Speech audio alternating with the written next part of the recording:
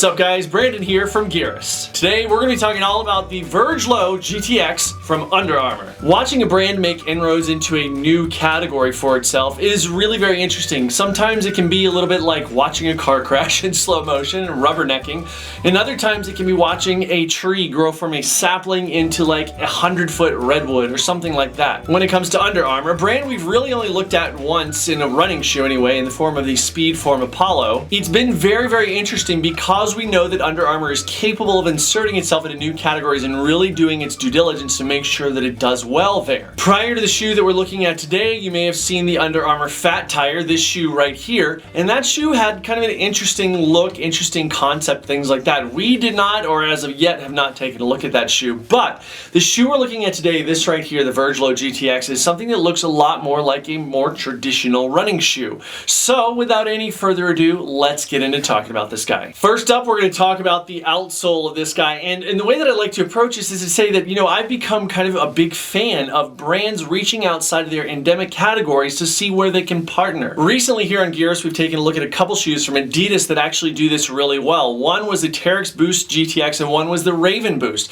Both of those shoes use Continental rubber to make their outsoles, and in the case of this shoe right here, you can see that Under Armour has partnered with Michelin using their Wild Gripper rubber, which, much like the Adidas shoes that I just mentioned, is actually taking off from their mountain biking tire division in order to make a super durable and sticky rubber for the outsole. As you can probably see here, these lugs are laid out in a very multi-directional, kind of almost seemingly random pattern in order to address no matter what the terrain is going. In other words, the back of the shoe is not necessarily that much more differently oriented than the front of the shoe to address for ascending or descending, but they want you to be able to grip no matter what the terrain, because it's going to address variable terrain instead of having to specialize one area of the shoe or another to a specific type of ascending or descending. The outsole of this guy, as you can see here, is a full contact design. There are no cutaways or anything in the arch like that, and there are three main flex grooves on this. One here, and then one back here across the kind of midline of the calcaneus. Now, in terms of those flex grooves, this isn't really doing much except for isolating a crash pad area here.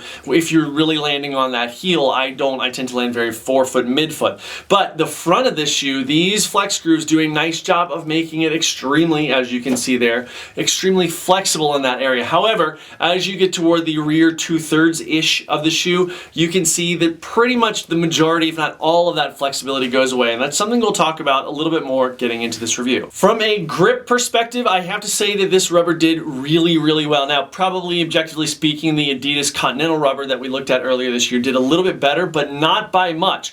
This did very well, and even in wet conditions. Now, as you might have surmised from the name of this shoe, the Verge Low GTX, whenever you hear GTX, that's speaking to the fact that there is gore-tex integrated into the product. So there is gore-tex in this, and I did definitely take advantage of running through some water and things like that to see exactly how it would perform.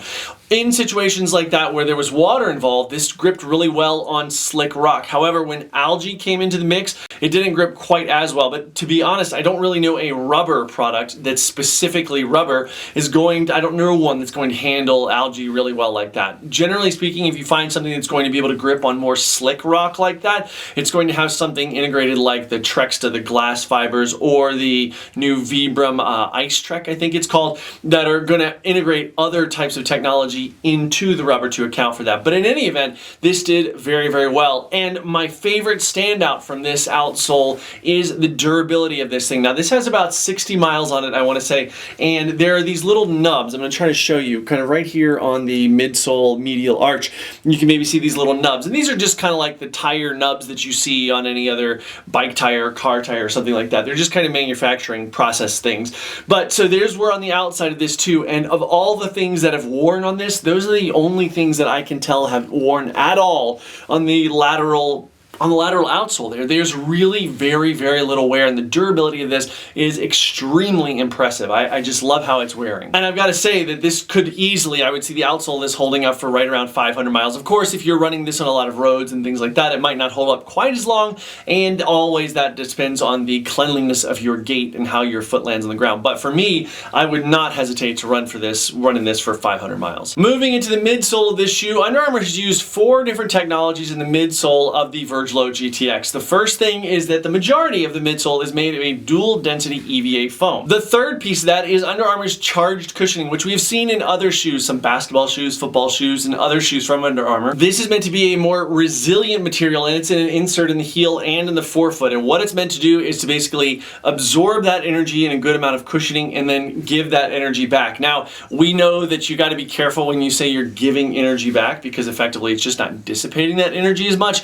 But at the end of the day, that is what they've said to advertise this, so we're gonna go with it. The final piece of the midsole material that we've got here is this stuff right here. You can see it's this kind of lighter blue right up here, and this is Under Armour's Anafoam. Now, what Anafoam is, it's effectively a lightweight foam that has its structure put into place by a lightweight mesh that is over top of it. Now, what this allows for is a really well body mapped, as they've advertised this, body mapped foam that is really put in place well with a good structure around it that doesn't have a bunch of different extra added weight. So a lot of times if you want to take traditional EVA foam and really map it this same exact way, you'd have to put more material in there, which would in turn add additional weight. A final piece of this midsole that I'll mention is an embedded, which we can't see here, I don't know why I'm holding it upside down, is an embedded TPU shank which sits in the midsole under here.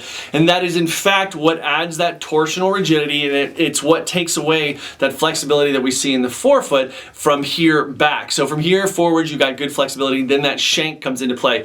Again, this is going to give you that torsional rigidity that a lot of people like on trails, which is really going to make you very stable, but at the same time it is going to reduce flexibility. With this being only my second experience in a pair of Under Armour running shoes, the midsole is probably what I was the most interested about, and see how those technologies came to fruition. I have to say that this is a 7mm drop package, which Under Armour has here, which is pretty nice. You know, we like to see that 6mm and under thing, but they've done a good job of getting this shoe low, especially for a brand that's really just sticking their toe into the trail category. I should also mention that the midsole is nice and wide. You can see there it does a good profile outside of the profile of the upper of the shoe to really provide a very nice and stable platform. As for the charged foam that's in here in the forefoot and the heel, I did definitely notice some responsiveness, something I'll talk about a little bit more in the ride section. And this is of vital importance because this right here in my size 11 is a 13.2 ounce shoe, which is not light. Probably the most interesting part of this midsole to me is the Anafoam that they've used right here. It's really very strong, it's able to be beat up on,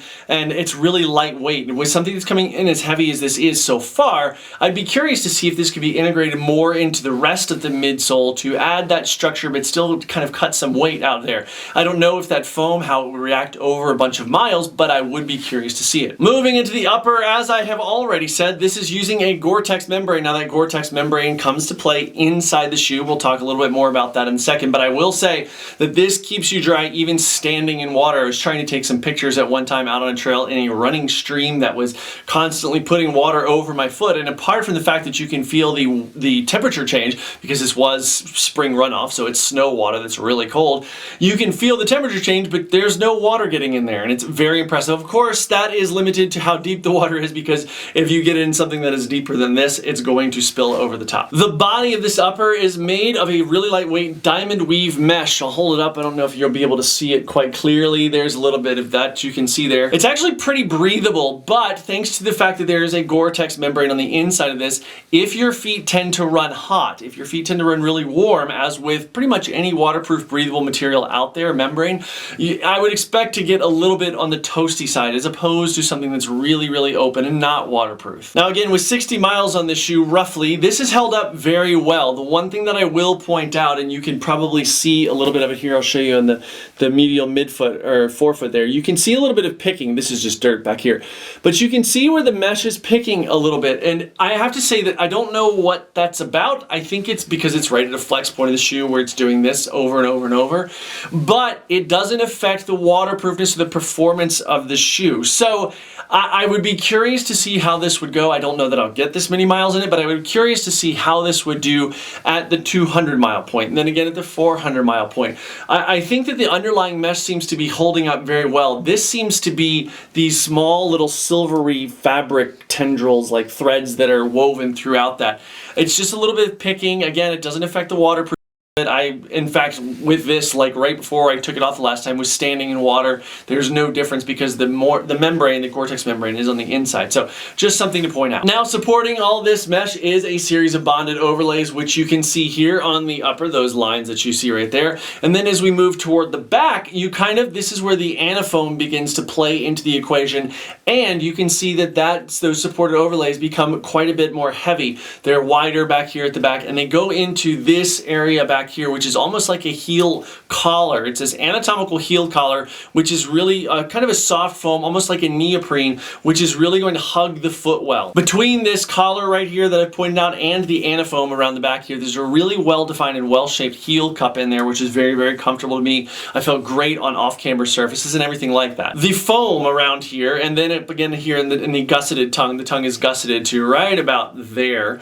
It's very, very comfortable, a perfect amount of foam. It's not too much that it pushes your foot around, but it's also not so thin that if you're really sensitive to that, it's going to be uncomfortable. The interior of the shoe, as I've already mentioned, is the Gore-Tex membrane. It is seamless and it is super comfortable against the foot. I have to say, I don't obviously with trail shoes run barefoot, but I have put this on my barefoot. Extraordinarily comfortable, just super soft. But so if you are somebody who runs or wears this around without socks, then you can easily do that. No hot spots or anything like that. I generally really like the upper of the Verge Low GTX, apart from the fact that we have this little bit of picking, which doesn't bother me. It seems to be strictly a cosmetic thing, but for some I think that might translate into being a more structural issue if they kind of look at it that way. One thing I will point out, and this is not really that important at all, but I noticed just kind of walking around the house with this the first few times, it's nice and quiet in your house, you know, is that it makes sound, like you can hear the mesh moving. So check this out.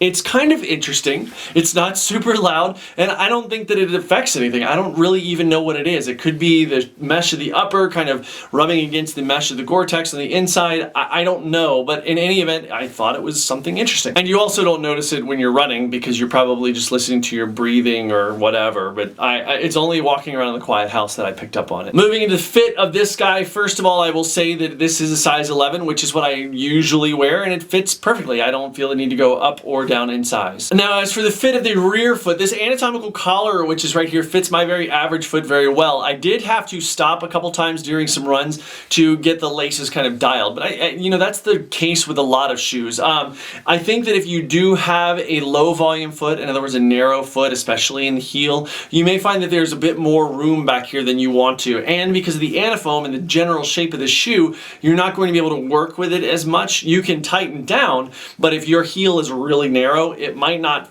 quite find the fit that it needs to in that area. In the midfoot here, I was able to get a really nice amount of lockdown. The ghillie lacing system really spreads the weight across, or the pressure rather, across the foot very well. I didn't feel constricted or really locked down too overly tightly. I mean, I guess you could if you really wanted to, but why? Into the forefoot. Now I'm going to kind of differentiate the forefoot from the toe box here because it's a little bit different.